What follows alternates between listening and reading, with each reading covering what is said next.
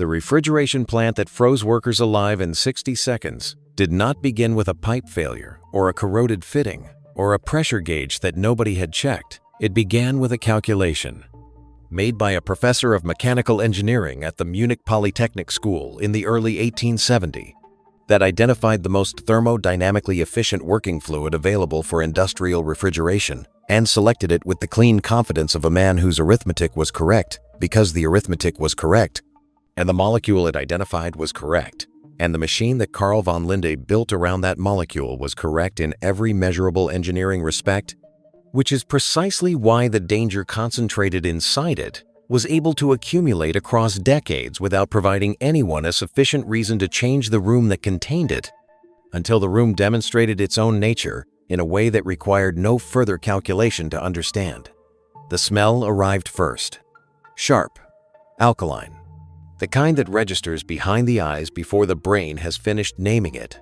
But in a building where ammonia had been cycling through iron pipes for years, the workers had stopped naming it long ago. Because the smell was not a signal in the plant, it was the atmosphere, the ambient chemical condition of every shift, the olfactory background that the human nervous system adapts to through repeated low-level exposure until the distinction between a small valve event and a catastrophic release is no longer legible in the nose.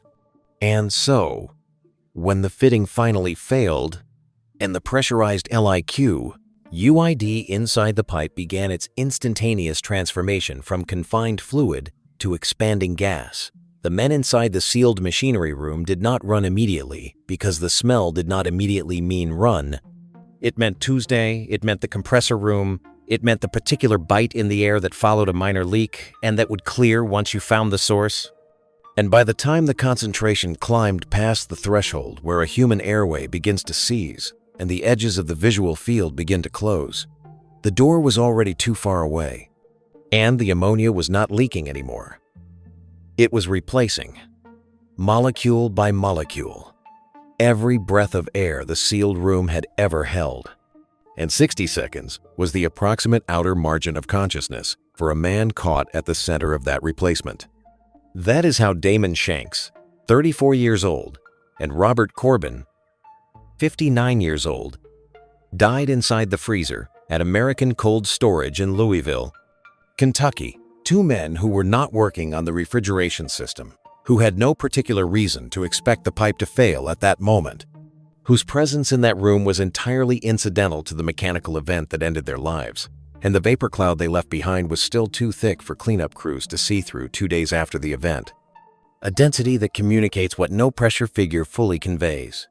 The ammonia had not been leaking slowly toward a dangerous concentration. It had been stored under operating pressure in every foot of pipe and vessel in the system, waiting for a single structural failure to convert all of that stored thermodynamic potential into an atmospheric event that the sealed room was specifically designed to prevent from escaping, and the room had performed exactly as designed. To understand why the room was built that way, and why it was built that way in thousands of cold storage facilities across a century of industrial food production, you have to go back to 1873, to the Spaten Brewery in Bavaria, and to Carl von Linde, and to the engineering problem he was trying to solve, which was not, at its root, a refrigeration problem. It was a brewing problem. Specifically, the problem that bottom-fermented beer required temperatures that only winter could reliably provide, which meant the brewing season in Bavaria ran from October to March, and Bavarian law had codified this constraint into statute. And the brewery owners who backed Linde's early experiments were not interested in scientific novelty, they were interested in making beer in July. And what stood between them and that goal was the absence of reliable, continuous, industrial-scale cold. Linde's first machine used dimethyl ether as its working fluid and was installed at the Spaten Brewery in 1873. And it functioned. It produced cold, but it was too large, consumed too much energy per unit of cooling output, and required too much maintenance to represent a commercially deployable technology, and Linde knew it, which is why he returned to his calculations and to the measured physical properties of every available substance, with one specific question: which molecule, when compressed to liquid and then allowed to evaporate, absorbed the greatest quantity of thermal energy per unit of mass at the temperatures industrial refrigeration required? The physics gave him a clear answer. Ammonia nitrogen bonded to 3 hydrogen atoms. Boiling point -33 degrees Celsius at standard atmospheric pressure had a heat of vaporization that dwarfed the available alternatives, meaning that when ammonia liquid was allowed to expand inside a coil of pipe, it pulled heat from its surroundings with a thermodynamic appetite that no other commercially viable substance could approach at remotely comparable cost. Ferdinand Carré in France had arrived at the same conclusion independently, developing absorption systems using ammonia dissolved in water a decade earlier. The molecule was the answer every serious refrigeration engineer reached when the arithmetic was done without sentiment. Linde refined his compressor design, switched his refrigerant from dimethyl ether to ammonia, filed for a Bavarian patent, awarded on the 25th of March, 1876, received the German Reich's patent in August 1877, and founded his ice machine company in Wiesbaden in 1879. And by 1890, he had sold 747 machines, a figure recorded in engineering journals of the period, with the quiet satisfaction of a man whose original calculations had been validated at commercial scale across a decade of industrial deployment.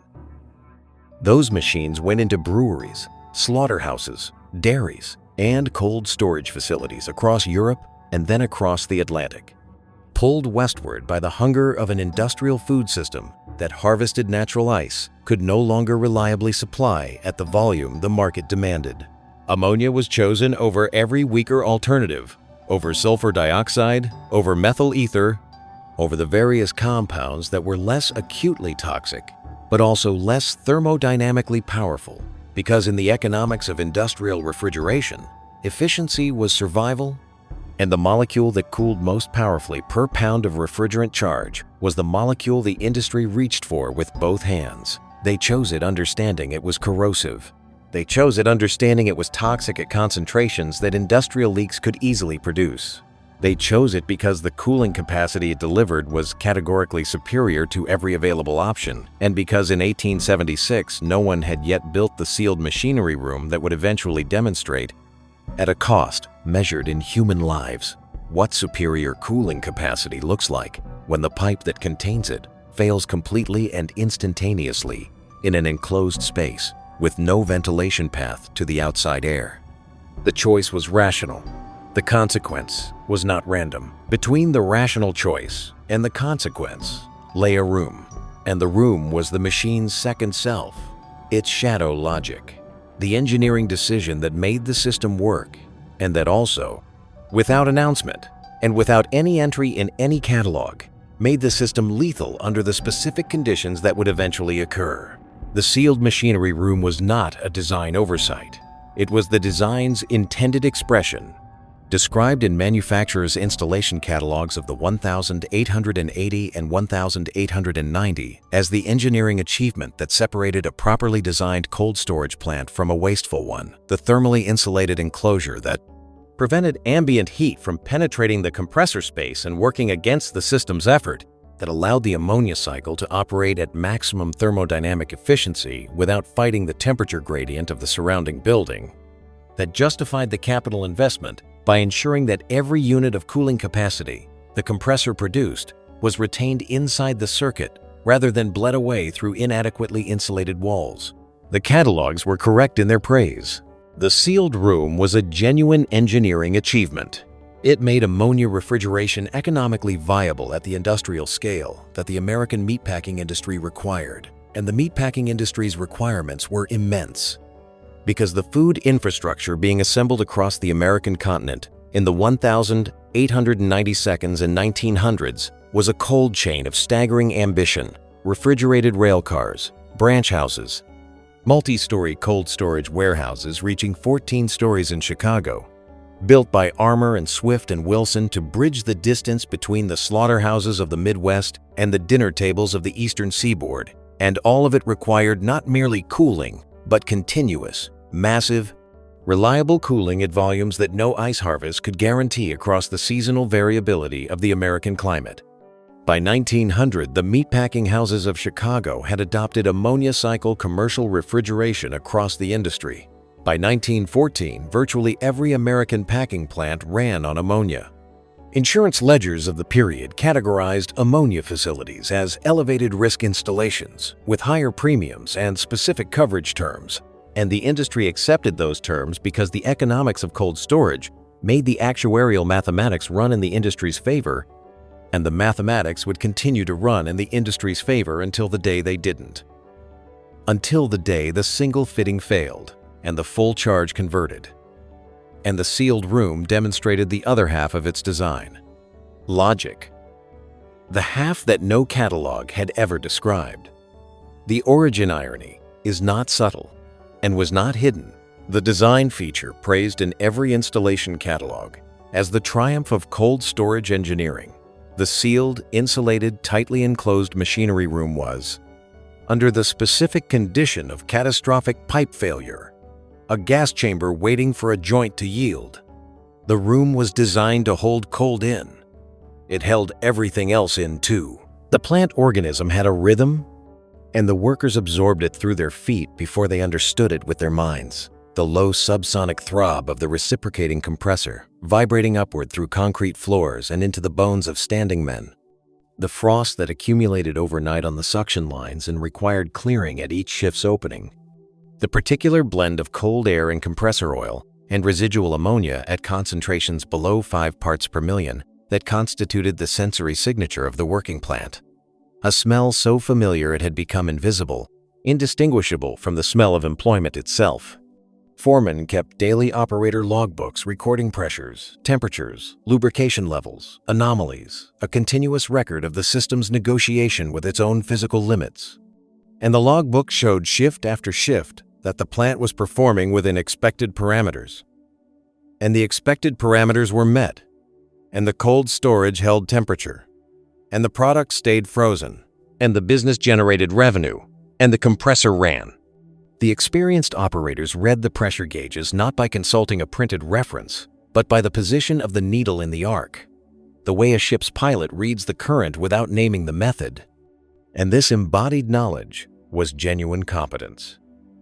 The accumulated physical literacy of a system operated reliably long enough that its rhythms had become legible to the people responsible for maintaining them, and it was precisely this legibility that rendered the failure mode invisible, because the failure mode of a pressurized ammonia refrigeration system under sustained industrial operating conditions is not a gradual deterioration that provides escalating warning.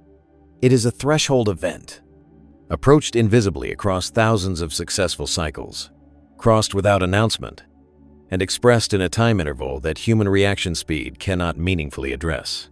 The fitting holds. The fitting holds again. It holds 1,000 times. Without incident, the maintenance log records nothing unusual. And then, the fitting does not hold, and the time between its failure and a lethal atmospheric concentration in the sealed, enclosed space is measured not in minutes available for response, but in seconds available for nothing at all. Ammonia is detectable by the human nose at concentrations as low as 5 parts per million, a sensitivity that the refrigeration industry's defenders cited correctly and consistently as an early warning advantage. The argument being that a properly attentive worker in a properly maintained plant would smell trouble long before trouble reached a dangerous level, because the nose would register the change at 5 parts per million and incapacitation did not begin until 500 parts per million, a margin of 100 to 1 that seemed generous. The argument was accurate for the scenario it assumed. A slow leak. A fitting weeping ammonia at a controlled rate that allowed concentration to climb gradually through detectable levels, while the workers had time to identify the source and evacuate the space.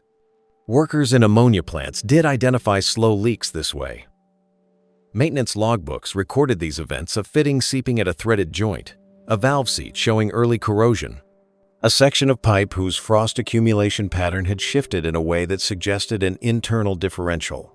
Insurance adjuster visit records documented similar findings at plants across the industry, and plant managers received those records and filed them, and the calculation made in response to identified suspect components was always the same calculation. The cost of shutting down a cold storage operation to replace a pipe section was measured against the estimated probability of catastrophic failure derived from the plant's recent operating history, and the probability appeared low because the history showed no catastrophic failures, and a probability derived from a history that does not yet include the event you are trying to predict will always appear reassuringly low, right up until the moment the event occurs and becomes a certainty expressed in past tense. The pipe was inspected, the report was filed, the fitting stayed in place, and the argument from early warning sensitivity, while correct for a slow leak in a ventilated space, was operationally worthless for the failure mode that the sealed room enabled, because what killed workers in sealed machinery rooms was not a slow leak, climbing gradually from 5 parts per million to dangerous levels, while the nose had time to sound its alarm. Incapacitation begins above 500 parts per million. Death becomes likely above 1,700 parts per million. A catastrophic release in a sealed space does not climb through those thresholds. It exceeds them in the time it takes a pressurized liquid charge to flash vaporize into the available enclosed volume, which is measured in seconds. And no evolutionary pressure in human history has calibrated the human nose to operate at the speed of instantaneous phase transition. The smell was not the warning. The smell was already the event. This is the machine's second great irony, built directly from its greatest engineering virtue. The reason an industrial ammonia refrigeration system could hold tens of thousands of pounds of product at stable sub-freezing temperatures across weeks of continuous operation was the concentration of stored thermodynamic energy in reason temperi, the pressurized liquid charge maintained throughout every foot of pipe and every vessel in the circuit at all times. Because that concentration was the product's value proposition, the thermodynamic fact that made ammonia's efficiency metrics superior to every competing refrigerant, the number that made the economics of warehouse-scale cold storage viable. And that same concentration was, in the event of a single fitting failure in a sealed enclosed space, the exact mechanism by which total atmospheric displacement occurred in under 60 seconds, because the energy stored in the pressurized liquid charge was not distributed across the system in a way that limited local failure. Consequences: it was available entirely and immediately at the point the system's boundary was breached, and the volume of gas produced by the flash vaporization of an industrial ammonia charge was sufficient, in the sealed geometry of a properly insulated machinery room, to displace all breathable air before the occupants of that room could complete the physical sequence that ends with a body crossing through a door. It was not a leak. It was a replacement. And the room, performing exactly as engineered, held it all inside. Witnesses outside the failure zone described in coroner's inquest testimony a white vapor cloud materializing without warning and spreading at a speed inconsistent with any pipe leak they had previously observed. Because a pipe leak produces a plume with a concentration gradient, and a gradient gives people at its periphery time to identify safety and move toward it. But a catastrophic release in a sealed room produces a volume event, and a volume event fills the space it occupies before the people inside have processed what their bodies are already registering. In Louisville, the vapor was still too dense to see through 2 days after the failure, and cleanup contractors brought in from out of state worked in respiratory protection at the perimeter, while the cloud slowly diluted to breathable atmosphere. In Shanghai in 2013, at the Wang's Cold Storage Seafood Processing Facility in Baoshan District, a pipeline failure released liquid ammonia across a workshop floor where 15 workers died and 25 more were hospitalized with chemical burns to their airways and faces. The majority of them women from neighboring provinces who had been employed at the plant for only a matter of weeks, who had not yet accumulated the embodied familiarity with the system's rhythms that the longer tenured workers possessed, and who, it turned out, were not safer for lacking that familiarity, because the familiarity had not protected the longer tenured workers either, and the familiarity had never been the relevant variable. Reports from the scene described the vapor as white and thick and moving faster than an organized evacuation could respond to. The Shanghai municipal government announced that loose fittings on pipes had been the failure point and committed to a citywide inspection of facilities using liquid ammonia refrigeration.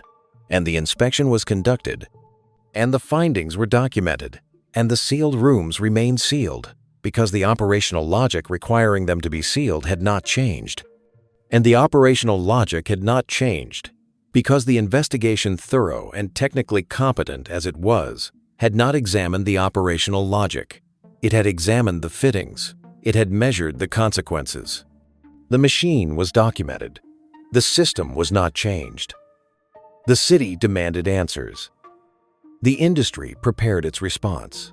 This is the third irony, the one that the archive of industrial accident investigation has reproduced across industries and decades and continents with a consistency that suggests it is not an anomaly but a structural feature of how institutions respond to catastrophic failures in systems with powerful economic constituencies.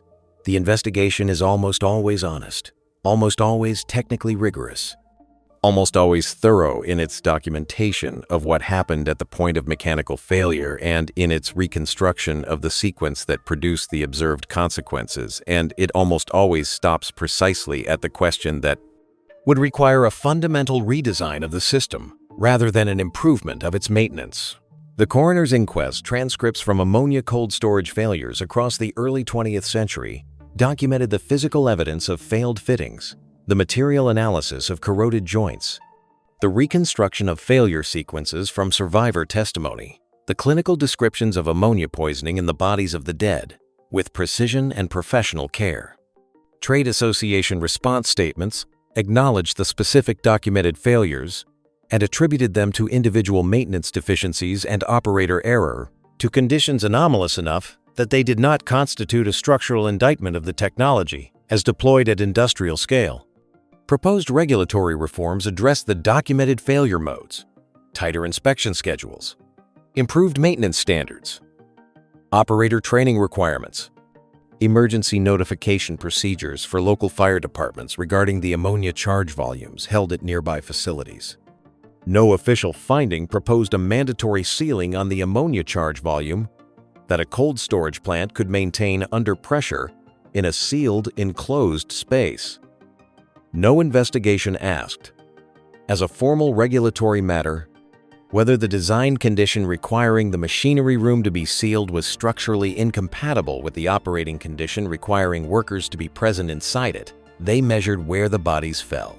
They did not measure what had put them there. The investigation produced its findings. The findings were filed, the plant was repaired and returned to operation, and the compressor ran, and the ammonia cycled, and the workers came back on shift, and they stopped noticing the smell again. Because the smell was the plant, and the plant was open, and the fitting had been replaced.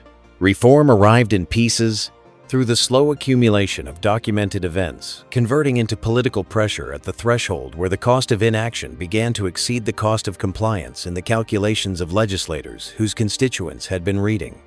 The inquest findings.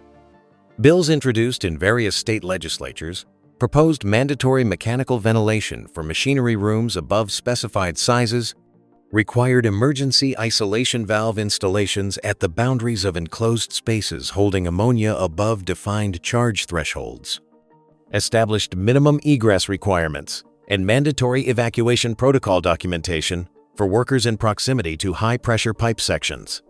Industry representatives at the hearings offered the consistent counterargument. Voluntary compliance with established engineering best practices was already producing adequate safety outcomes. Mandatory standards would impose costs on an industry operating on margins that ultimately translated to higher food prices for consumers who had done nothing to earn that burden. And the failures driving legislative proposals were traceable to individual operator and maintenance failures that were not representative of the industry's general practice.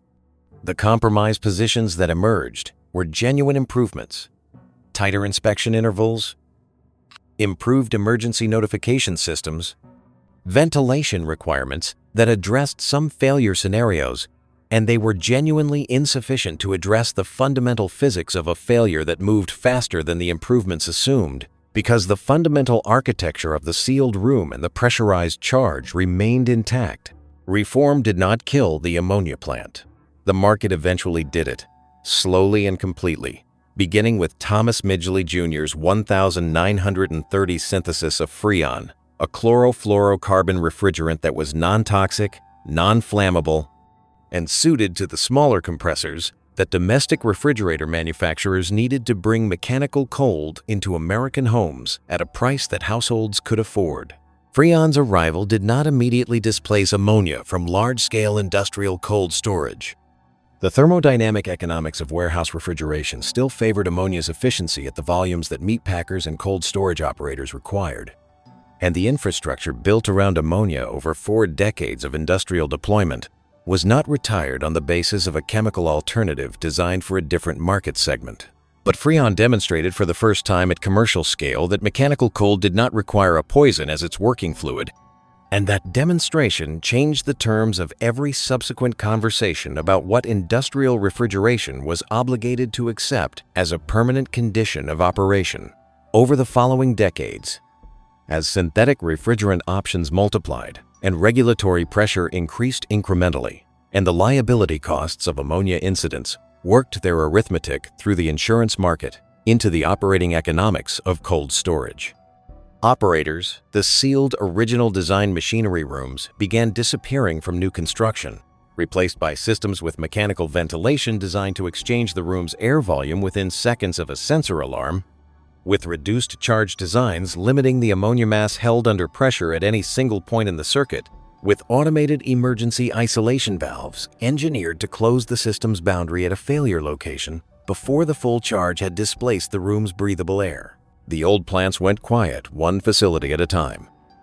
Their compressors shut down, not with ceremony, but with the gradual deceleration of machinery completing its final operating cycle.